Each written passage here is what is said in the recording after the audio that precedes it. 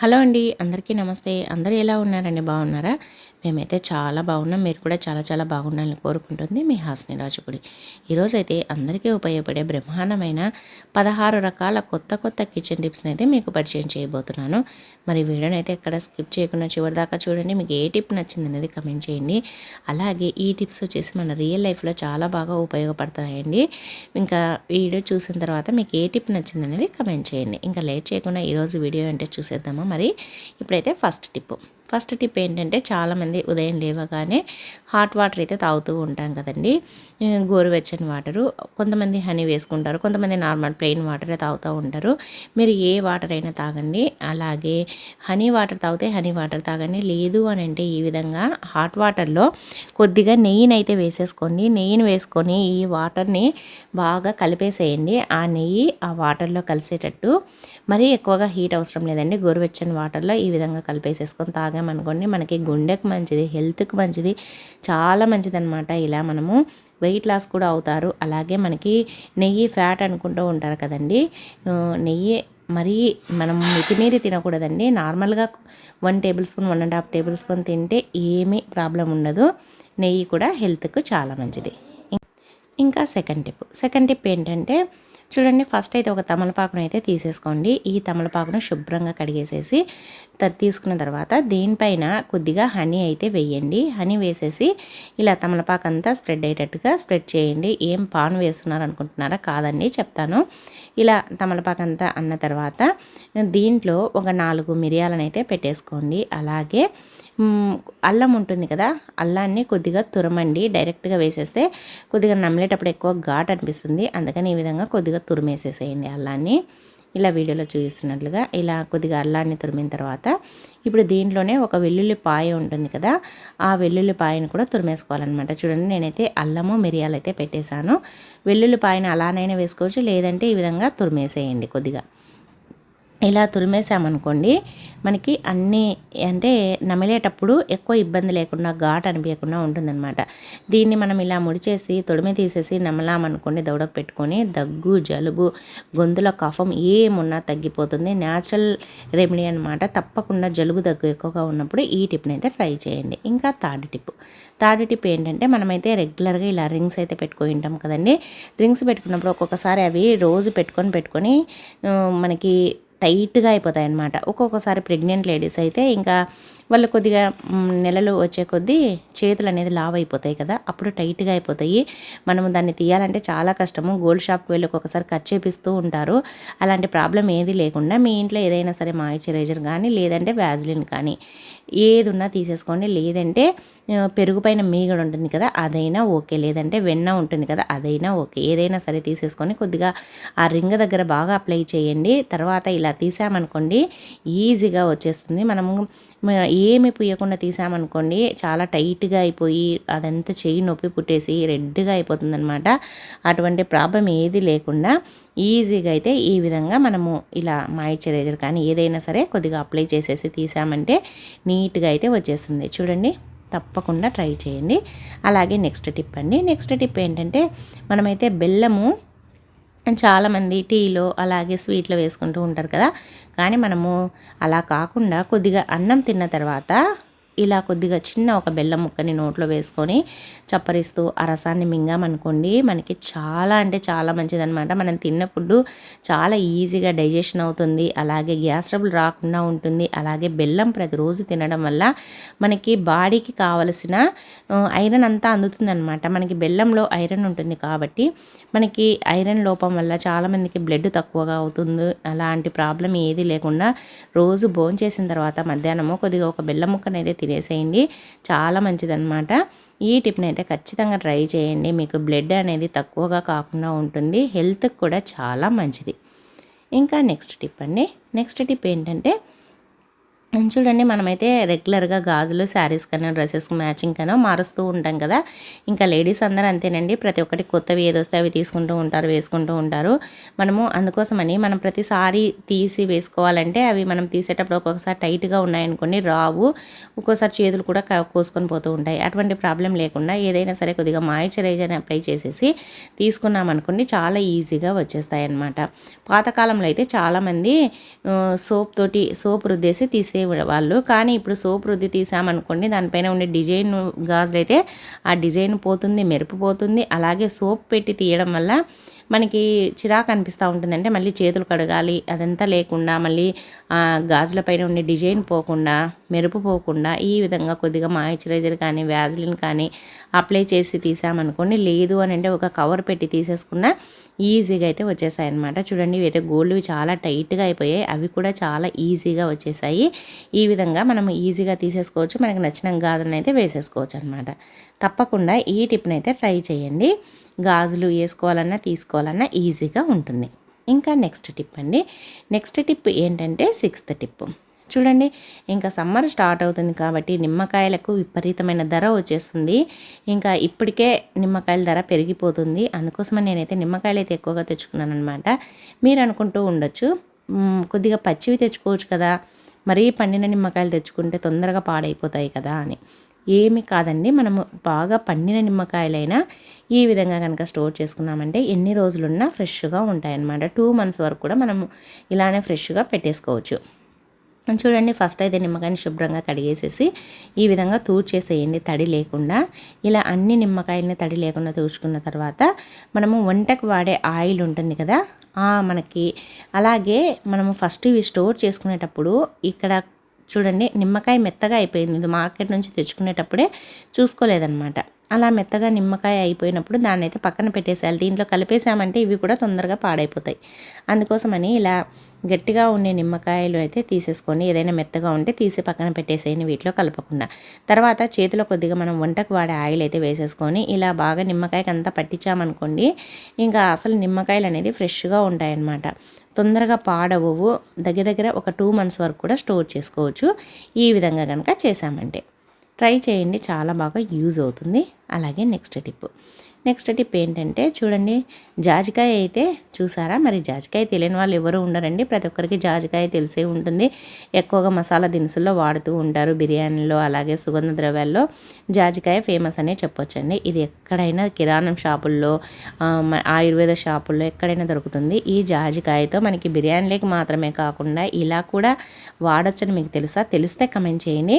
First అయితే ఒకటి ఏదైనా రాయి చూడండి ఇలా కొద్దిగా గరుకుగా ఉండేది అయితే తీసేసుకోండి. ఏదైనా సరే చిన్న రాయి అయినా పెద్ద రాయి అయినా ఏదైనా ఒకటి తీసుకోండి. దానిపైన కొద్దిగా పాలను వేస్తూ ఇలా బాగా ఇలా తురిమినట్టుగా అనండి. ఇలా అన్నామనుకోండి చూడండి ఆ పేస్ట్ జాజికాయ పేస్ట్ అంతా ఈ విధంగా అయితే వస్తుంది. చూడండి ఎంత క్రీమీ, మనకి మేకప్ వేసుకోవడానికి క్రీమ్ ఎలా ఉంటుందో ఆ విధంగా అయితే వస్తుందన్నమాట.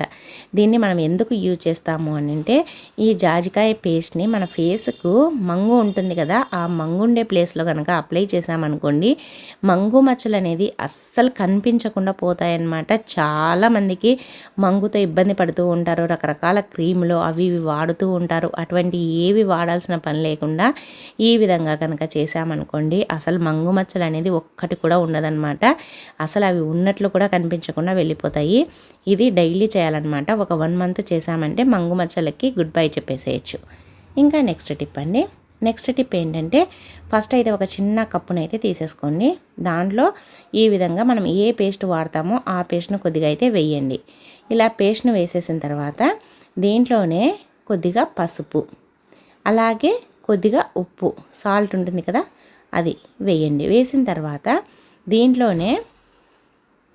దీంట్లోనే కొద్దిగా లవంగాలు ఉంటాయి కదా, ఒక 4-5 లవంగాల్ని ఈ విధంగా మెత్తగా దంచేసి వేయండి, పొడి చేసేసి.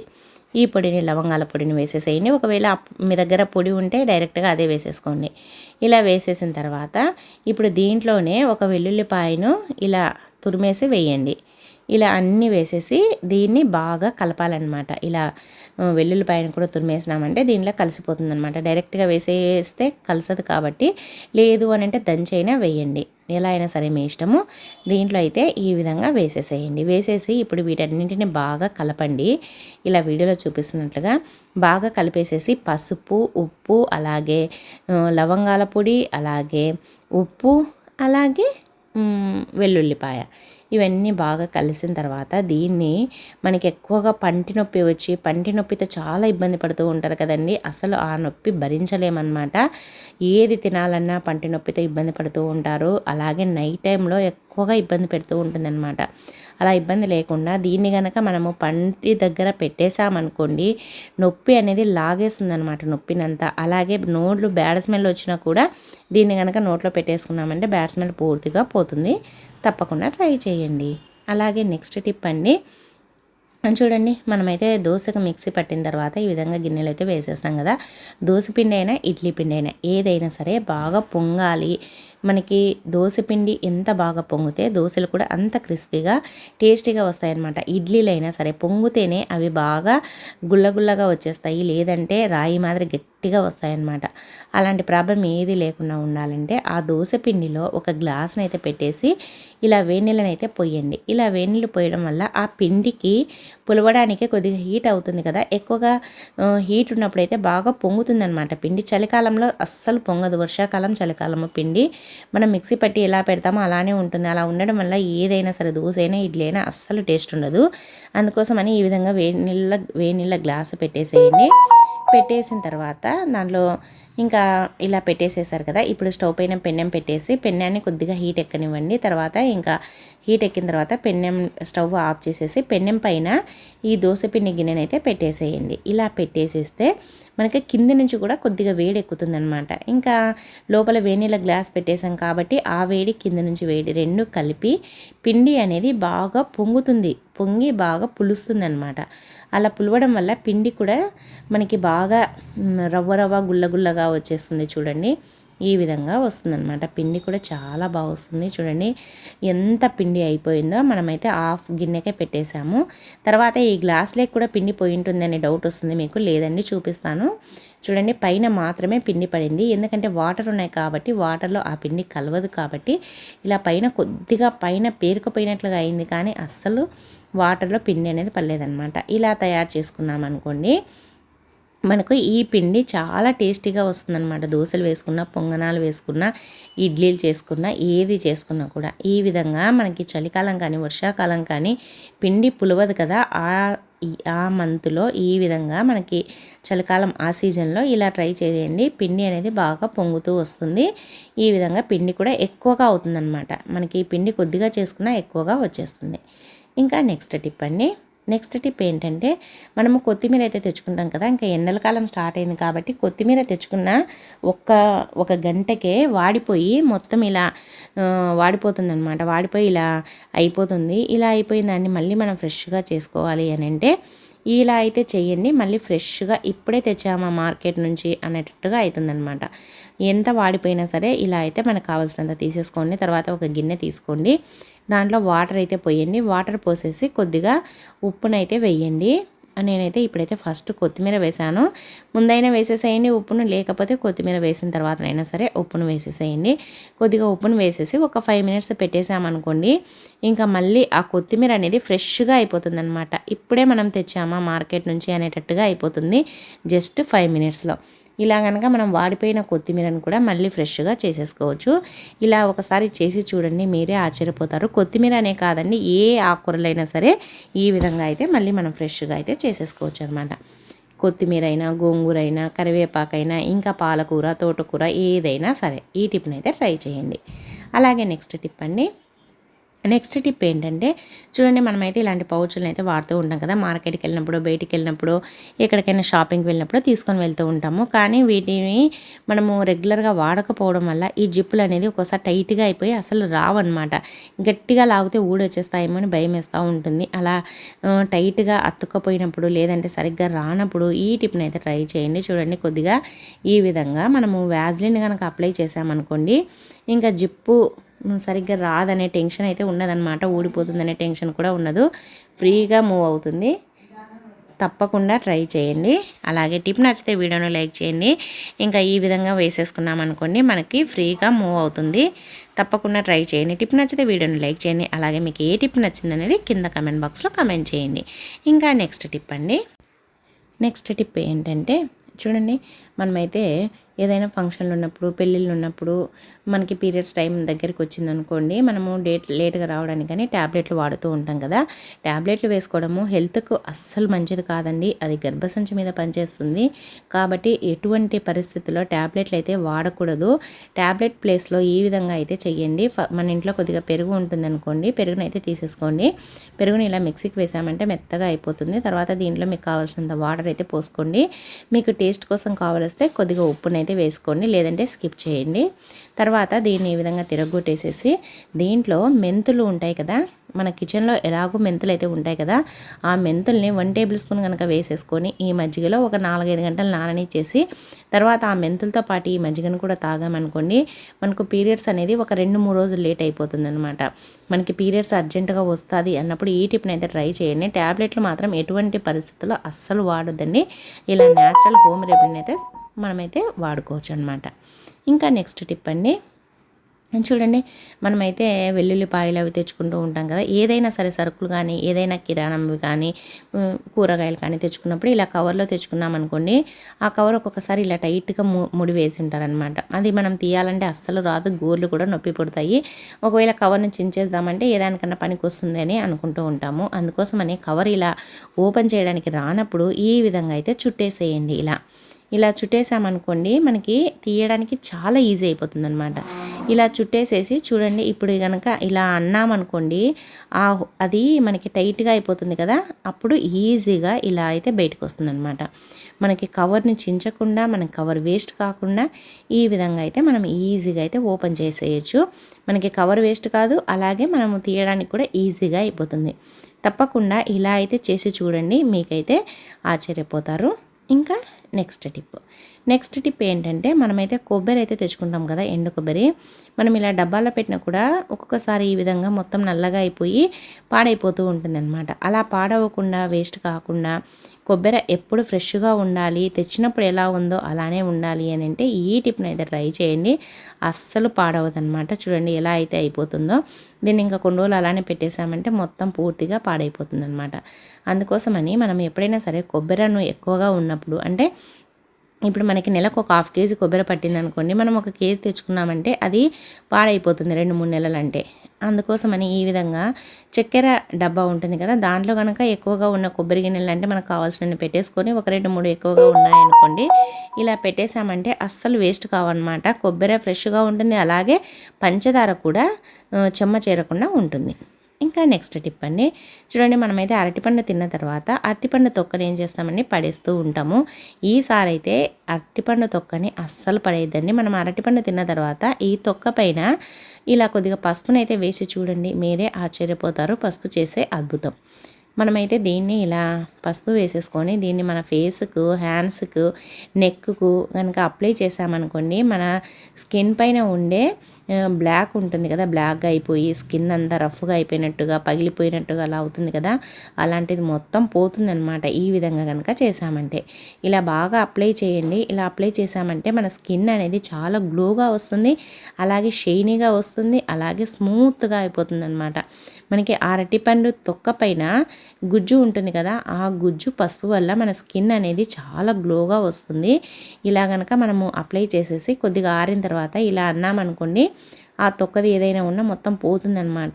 తర్వాత దీన్ని బాగా ఆరిన తర్వాత ఫేస్ కనుక నీళ్ళతో కడిగేసుకున్నామనుకోండి, మన ఫేస్ అనేది చాలా స్మూత్గా, షైనీగా మనం ఫేషియల్ చేయించుకుంటే ఎలా వస్తుందో ఆ విధంగా అయితే వస్తుందన్నమాట. చూడండి, నేనైతే హ్యాండ్ వాష్ చేసుకొని వచ్చాను. రెండింటికి తేడానైతే మీరే గమనించండి, చాలా గ్లోగా వస్తుంది.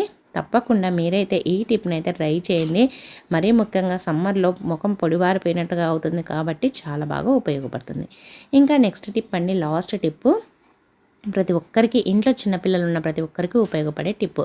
చూడండి, చిన్నపిల్లలు ఉన్నప్పుడు కింద సార్కి పడతా ఉంటారు, లేస్తూ ఉంటారు, ఒక్కొక్కసారి దెబ్బలు కూడా తగిలించుకుంటూ ఉంటారు. అలాంటప్పుడు మనం దానికోసమని హడావిడి పడి హాస్పిటల్కి వెళ్ళకుండా దెబ్బలు తగిలినప్పుడు అది ఇది క్రీమ్లు వాడకుండా, ట్యాబ్లెట్స్ అంట ఆయింట్మెంట్ల వాడకుండా ఇలా ఒక 4-5 లవంగాలను అయితే చిన్న రోట్లో దంచండి. తర్వాత ఈ విధంగా కొద్దిగా వాటర్ వేసి కలపండి. కలిపిన తర్వాత దీన్ని ఇప్పుడు మనం ఏం చేయాలంటే ఇలా కలిపేసిన తర్వాత దీంట్లో పసుపు వేయాలన్నమాట. ఇలా పసుపునైతే వేయండి. ఈ పసుపు, ఈ లవంగాల పొడి 2 బాగా కలిసిపోవాలన్నమాట. ఇదైతే ఆయుర్వేదం చిట్కా అండి, హోమ్ మేడ్. ఇలా కలిపేసిన తర్వాత చూడండి, ఇప్పుడైతే మనకి ఎక్కడైతే పిల్లలు దెబ్బ తగిలించుకున్నారో దానికి ఎటువంటి ఆయింట్మెంట్ లేకుండా మనకి పసుపు అనేది పుండ్లను మాన్పడంలో చాలా బాగా పనిచేస్తుంది అనమాట. ఆ పసుపుకు ఇంకా లవంగాలు కూడా జోడించామనుకోండి, ఎంత పెద్ద పుండ్లు అయినా సరే చిటికెలో మానిపోతాయి అన్నమాట. చిటికెలో అంటే మళ్ళీ వెంటనే మానిపోతాయని అనుకోదండి. ఇలా కనుక మనము చేసామంటే ఒక 2-3 డేస్ అసలు మనకి అక్కడ దెబ్బ తగిలిందా అన్నట్టు కూడా లేకుండా తొందరగా మానిపోతుంది అనమాట. ఈ విధంగా మనకి అయితే దెబ్బ తగిలిన చోట, అదేనండి పిల్లలకి దెబ్బ తగిలిన చోట ఇలా పెట్టేసామనుకోండి, ఇంకా చాలా తొందరగా తగ్గిపోతుంది అనమాట. ఒకవేళ దెబ్బ తగలకుండా స్కిన్ లేచినట్టుగా అయిపోతే ఆ లేచిన దానిపైన, ఆ చర్మం పైన ఈ విధంగా పసుపునైతే చల్లండి. ఇంకా ఇలా పసుపును చల్లామనుకోండి మనకి తొందరగా మానిపోతుంది అనమాట. పసుపు అనేది యాంటీబయాటిక్ కాబట్టి మనకి బ్యాక్టీరియా అంతా తీసేస్తుంది. అలాగే పుండ్లు మానపడానికి చాలా బాగా ఉపయోగపడుతుంది. చిన్నపిల్లలు కింద పడి దెబ్బలు తగిలించుకున్నప్పుడు ఇలా అయితే చేశారనుకోండి, ఎటువంటి ఆయింట్మెంట్స్ వాడకుండా తగ్గించుకోవచ్చు అనమాట. సో ఇవండి ఈరోజు 16 రకాల టిప్స్ అన్నీ నచ్చాయా? నచ్చితే వీడియోను లైక్ చేయండి. అలాగే మీకు ఏ టిప్ నచ్చింది, ఏది యూజ్ అవుతుంది అనేది కమెంట్ చేయండి. ఈ వీడియో చూసినందుకు థ్యాంక్ యూ అండి. Thank you for watching. మరి ఒక వీడియోతో మళ్ళీ కలుద్దాం. బాయ్ అండి.